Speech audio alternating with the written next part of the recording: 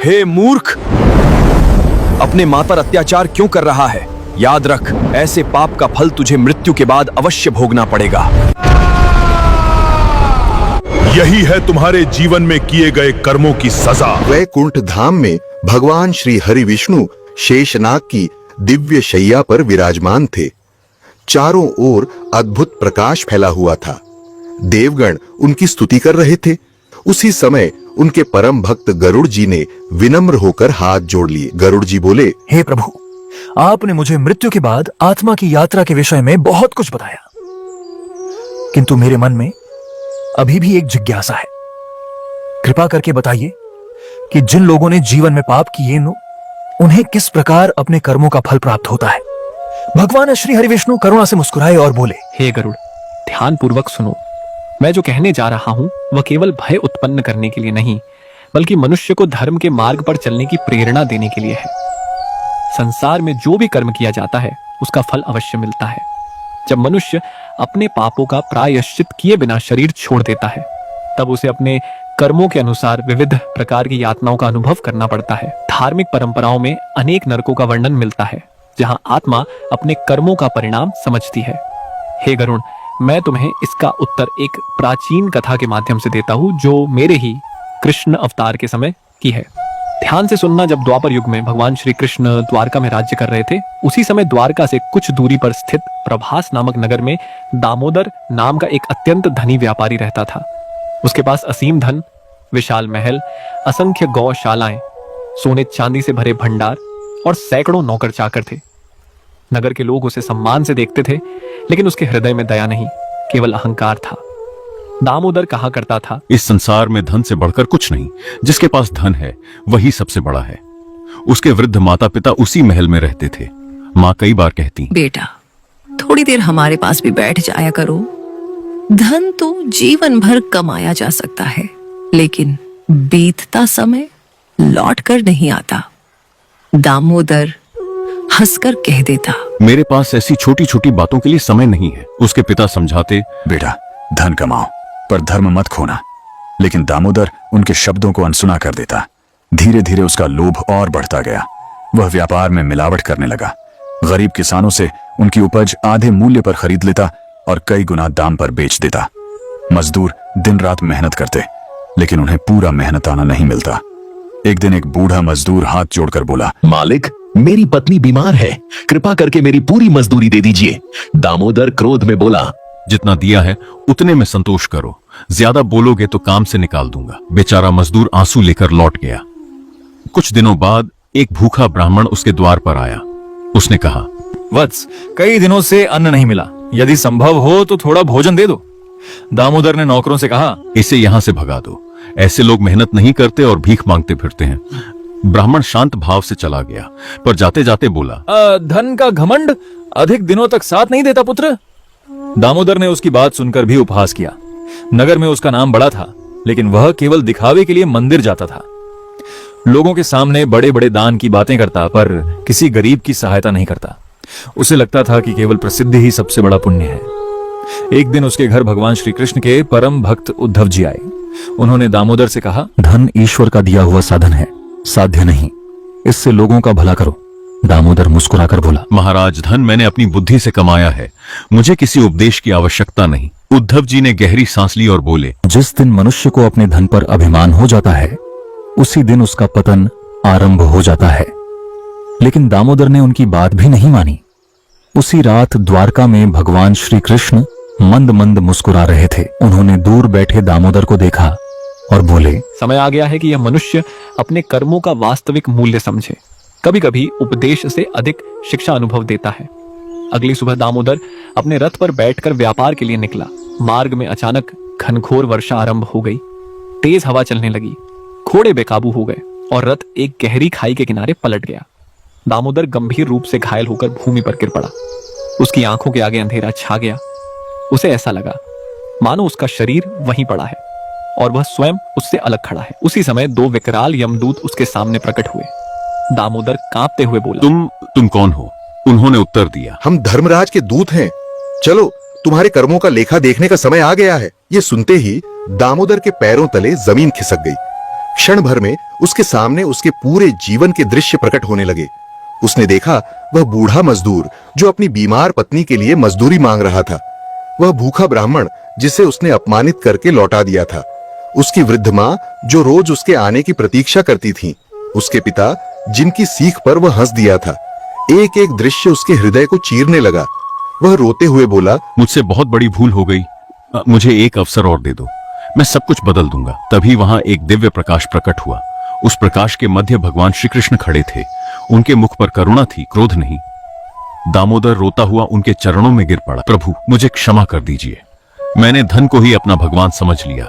मैंने माता पिता का सम्मान नहीं किया, गरीबों का अधिकार छीन लिया, भूखों को भोजन नहीं दिया और अहंकार में अंधा हो गया। भगवान श्री कृष्ण ने शांत स्वर में कहा, दामोदर, मनुष्य से भूल होना असंभव नहीं है, लेकिन भूल को स्वीकार न करना सबसे बड़ा पाप है। तुमने धन कमाया पर दया नहीं कमाई, तुमने महल बनाए पर लोगों के हृदय में स्थान नहीं बनाया, तुमने सोना इकट्ठा किया पर पुण्य नहीं जुटाया। दामोदर फूट फूट कर रोने लगा। भगवान आगे बोले, सुनो दामोदर, संसार में सबसे बड़ा धन तिजोरी में रखा सोना नहीं, बल्कि किसी गरीब की दुआ है। सबसे बड़ा यज्ञ भूखे को भोजन कराना है। सबसे बड़ी पूजा माता पिता की सेवा है। सबसे बड़ा धर्म सत्य और करुणा है, और सबसे बड़ा पाप अहंकार है।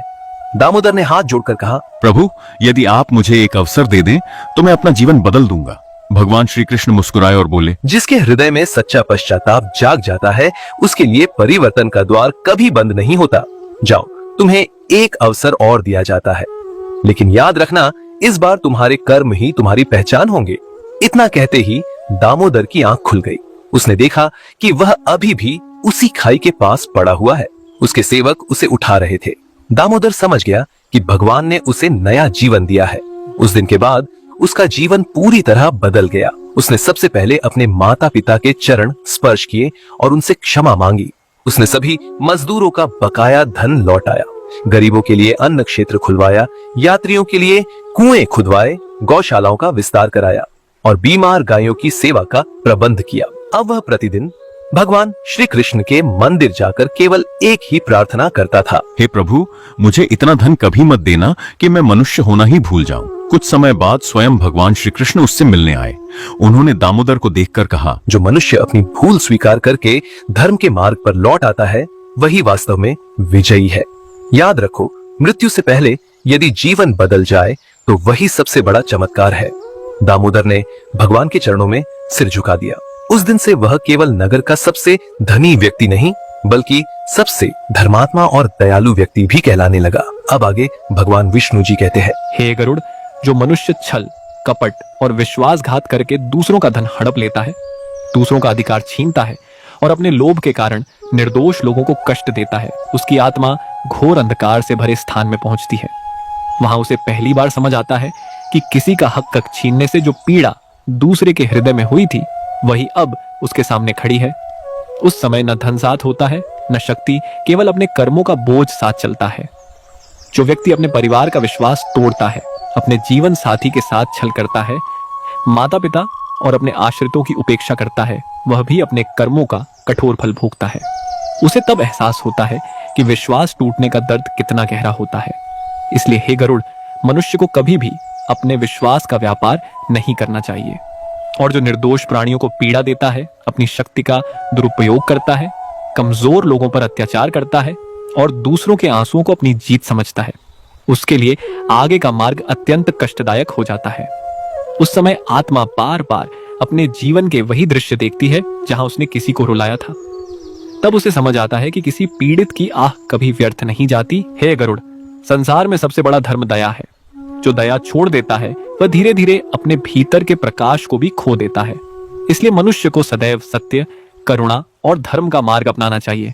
यही उसके लिए इस लोक और परलोक दोनों में कल्याण का कारण बनता है। वैकुंठ में कुछ क्षणों तक गहरा मौन छाया रहा। गरुड़ जी भगवान विष्णु की वाणी को मन ही मन स्मरण कर रहे थे। फिर उन्होंने दोनों हाथ जोड़कर विनम्र स्वर में कहा, हे प्रभु, आपके श्रीमुख से यह दिव्य ज्ञान सुनकर मेरे मन का अज्ञान दूर हो रहा है। कृपा करके आगे भी उन पापों और उनके परिणामों का वर्णन कीजिए, ताकि मनुष्य समय रहते स्वयं को अधर्म के मार्ग से बचा सके। भगवान श्री हरिविष्णु बोले, हे गरुड़, ध्यान पूर्वक सुनो। मनुष्य सोचता है कि उसके कर्मों को कोई नहीं देख रहा, लेकिन इस सृष्टि में ऐसा एक भी क्षण नहीं होता जो ईश्वर की दृष्टि से छिपा हो। प्रत्येक विचार, प्रत्येक वचन और प्रत्येक कर्म का प्रभाव आत्मा पर अंकित हो जाता है। यही संस्कार मृत्यु के बाद उसके मार्ग का निर्धारण करते हैं। जो मनुष्य माता पिता का अपमान करता है, उनकी सेवा से मुंह मोड़ लेता है, उनके वृद्ध होने पर उन्हें बोझ समझने लगता है, वह अपने सबसे बड़े पुण्य से स्वयं को वंचित कर देता है। माता पिता केवल जन्म देने वाले नहीं होते, वे ईश्वर के प्रत्यक्ष स्वरूप माने गए हैं। जो उनका हृदय दुखाता है, वह अपने जीवन के सौभाग्य को स्वयं नष्ट कर देता है। हे गरुड़, जो अपने गुरु का अपमान करता है, ज्ञान का मजाक उड़ाता है या धर्म की शिक्षा को तुच्छ समझता है, वह अज्ञान के ऐसे अंधकार में गिरता है जहां उसे सत्य का मार्ग दिखाई नहीं देता। इसलिए सदैव गुरुजनों और विद्वानों का सम्मान करना चाहिए, क्योंकि ज्ञान ही मनुष्य को पतन से बचाता है।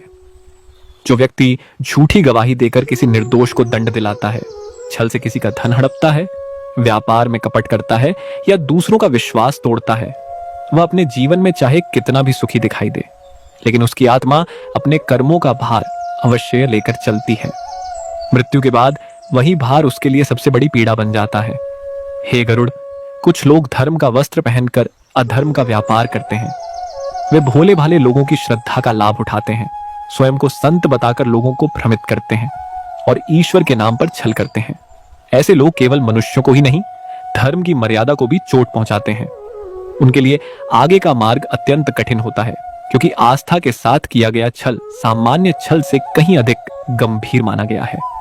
और जो व्यक्ति अपनी वाणी से लोगों के हृदय को घायल करता है, कटु शब्द बोलता है, झूठी अफवाहें फैलाता है, परिवारों में फूट डालता है और दूसरों की प्रतिष्ठा नष्ट करने में आनंद अनुभव करता है, उसे यह समझ लेना चाहिए कि शब्द कभी नष्ट नहीं होते। वे लौटकर उसी आत्मा के सामने खड़े हो जाते हैं जिसने उन्हें जन्म दिया था। हे गरुड़, मनुष्य तलवार के घाव तो भर सकता है, लेकिन वाणी के घाव कई जन्मों तक स्मरण रहते हैं। इसलिए बोलने से पहले अपने शब्दों को परखना चाहिए। मधुर वाणी अनेक शत्रुओं को भी अपना बना देती है, जबकि कठोर वचन अपने लोगों को भी दूर कर देते हैं। जो व्यक्ति अपने घर आए अतिथि का अपमान करता है, किसी भूखे को भोजन देने से इनकार कर देता है, किसी प्यासे को पानी नहीं देता और किसी असहाय की सहायता करने का अवसर होते हुए भी मुंह फेर लेता है, वह यह भूल जाता है कि ईश्वर कई बार सहायता मांगने वाले के रूप में ही मनुष्य की परीक्षा लेते हैं। जो उस परीक्षा में असफल होता है, वह अपने ही पुण्यों को खो देता है। हे गरुड़, इसीलिए मैं बार बार कहता हूं कि धन का अभिमान मत करो, शक्ति का अहंकार मत करो और अपने पद का दुरुपयोग मत करो। जीवन बहुत छोटा है, लेकिन उसके कर्मों का प्रभाव बहुत दूर तक जाता है। जो आज तुम दूसरों के साथ करोगे, वही किसी न किसी रूप में एक दिन तुम्हारे सामने अवश्य आएगा। यही सृष्टि का सनातन नियम है। गरुड़ जी भगवान विष्णु के चरणों में प्रणाम करके बोले, हे प्रभु, आपके वचन मनुष्य को अधर्म से दूर करने वाले हैं। कृपा करके आगे भी उन कर्मों का रहस्य बताइए जिनके कारण आत्मा को मृत्यु के बाद अत्यंत कष्टों का सामना करना पड़ता है। भगवान श्री हरि विष्णु बोले, हे गरुड़, ध्यान से सुनो। मनुष्य अक्सर यह भूल जाता है कि ईश्वर केवल उसके कर्म ही नहीं, उसकी नीयत भी देखते हैं। कई बार एक छोटा सा शुभ कर्म महान फल देता है और कई बार एक बुरा विचार भी आत्मा पर गहरा प्रभाव छोड़ देता है। इसलिए मनुष्य को अपने मन, वचन और कर्म तीनों को पवित्र रखने का प्रयास करना चाहिए। हे गरुड़, जो लोग अपने पद और शक्ति का दुरुपयोग करके गरीबों, मजदूरों और निर्बलों का अधिकार छीन लेते हैं, उन्हें यह लगता है कि उनका अन्याय कभी सामने नहीं आएगा, लेकिन जब आत्मा शरीर छोड़ती है, तब उसे उन सभी लोगों के दुख का अनुभव स्वयं करना पड़ता है। जिस पीड़ा को उसने दूसरों को दिया था, वही उसके सामने सत्य बनकर खड़ी हो जाती है। उस समय कोई धन, कोई सैनिक और कोई प्रभाव उसकी रक्षा नहीं कर सकता।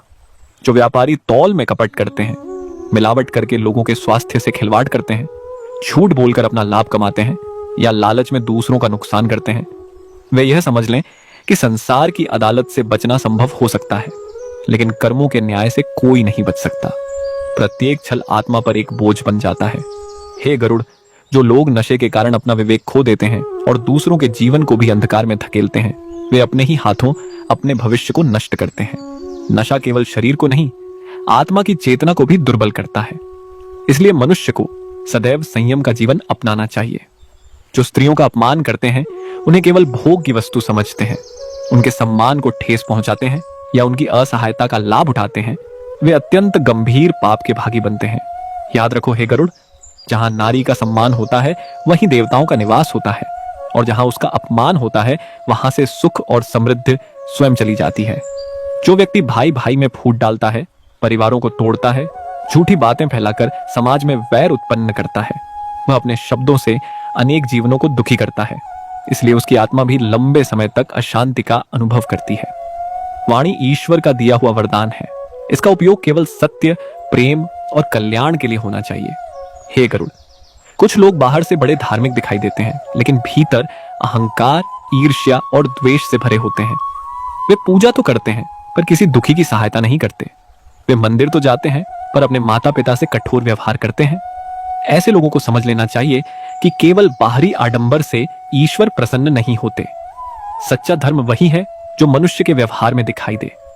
याद रखो हे गरुड़, जिसने भूखे को भोजन दिया, प्यासे को जल दिया, निराश व्यक्ति को आशा दी, माता पिता की सेवा की, सत्य का साथ दिया और भगवान का स्मरण करते हुए जीवन बिताया, उसकी आत्मा का मार्ग स्वयं प्रकाशमय हो जाता है।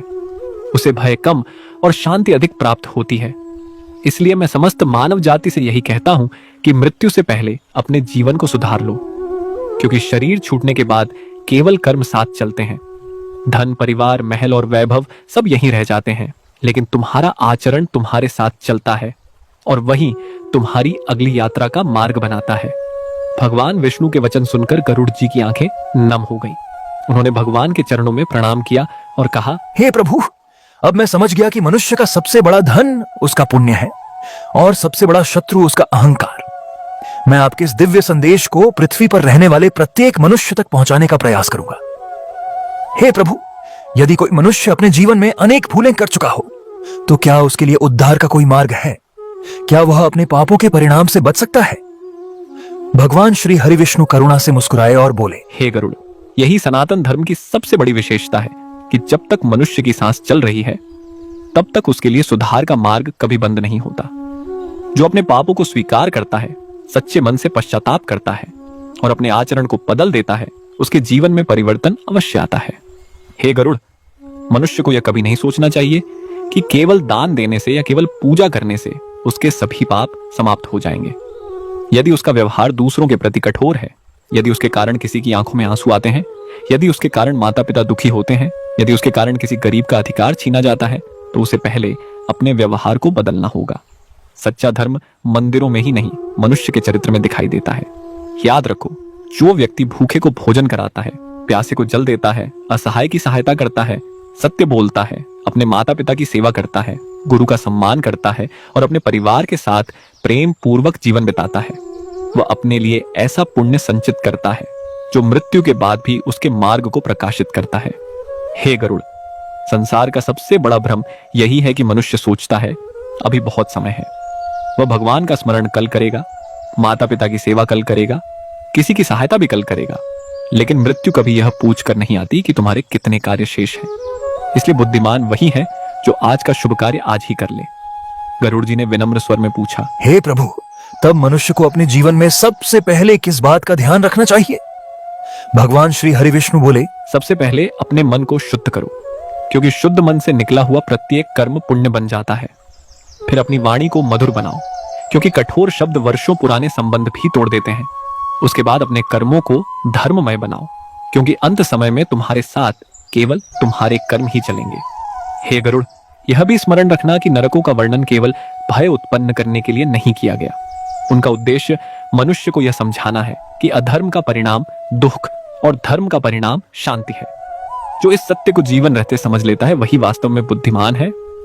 भगवान कुछ क्षण मौन रहे, फिर उन्होंने गंभीर स्वर में कहा, यदि कोई मनुष्य प्रतिदिन भगवान का स्मरण करे, अपने माता पिता का सम्मान करे, किसी का अधिकार न छीने, किसी निर्दोष को कष्ट न दे, अपने धन का कुछ भाग दान में लगाए और सत्य के मार्ग पर चले, तो उसे मृत्यु का भय भी धीरे धीरे समाप्त होने लगता है।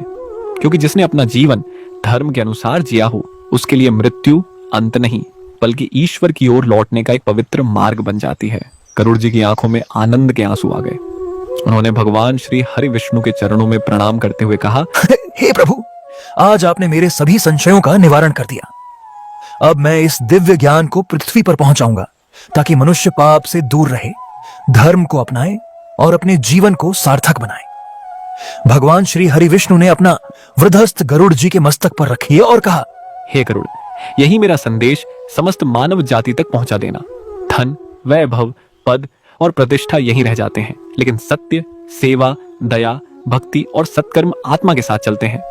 इसलिए ऐसा जीवन जियो कि अंत समय में तुम्हें अपने कर्मों पर पछतावा नहीं बल्कि संतोष हो। यही मनुष्य जीवन की सबसे बड़ी सफलता है। इतना कहकर भगवान श्री हरि विष्णु पुनः शांत भाव से विराजमान हो गए। गरुड़ जी ने बार बार उनके चरणों में प्रणाम किया और उस दिव्य संदेश को लेकर पृथ्वी लोक की ओर प्रस्थान किया, ताकि प्रत्येक मनुष्य समय रहते धर्म, दया और सत्कर्म का महत्व समझ सके। तो यही था हमारा आज का वीडियो। आशा करते हैं कि आपको वीडियो पसंद आया होगा। अगर आपको वीडियो पसंद आया है तो वीडियो को लाइक करना, साथ ही अगर चैनल पर नए हो तो चैनल को भी सब्सक्राइब अवश्य कर लेना। मिलते हैं अगले वीडियो में, तब तक के लिए दिल से धन्यवाद।